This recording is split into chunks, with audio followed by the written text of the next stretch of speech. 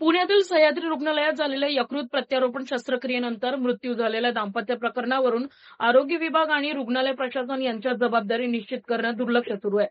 बापू आणि कामिनी कोमकर या दाम्पत्याचा मृत्यू होऊन 2 महिन्यांहून अधिक काळ उलटला असला तरी अजूनही दोषी कोण हे स्पष्ट झाले नाहीये. ऑगस्ट महिन्यात बापू कोमकर यांच्यावर यकृत प्रत्यारोपणाची शस्त्रक्रिया करण्यात आली होती. मात्र काही तासांतच त्यांचा मृत्यू झाला. तर पत्नी कामिनी कोमकर यांचा 22 ऑगस्ट रोजी मृत्यू झाला. या घटनेनंतर त्यांच्या नातेवाईकांनी उपचारात निष्काळजीपणाचा आरोप करत डेक्कन पोलिसांकडे तक्रार दिली. या प्रकरणाची सखोल चौकशी करण्यासाठी आरोग्य विभागाने तज्ञ समिती नेमली, पण 2 महिन्यानंतरही तपासाचा निकाल लागलेला नाही. सह्याद्री रुग्णालय प्रशासनाने या प्रकरणातील जबाबदारी एकमेकांवर ढकलली असून तज्ञ समितीच्या अहवालाबाबतही आरोग्य विभाग मौन बाळगत आहे. डॉक्टरांची उपलब्धता आणि यकृत प्रत्यारोपणाच्या प्रक्रियेत झालेल्या चुकांबाबत अनेक प्रश्न उपस्थित झाले आहेत.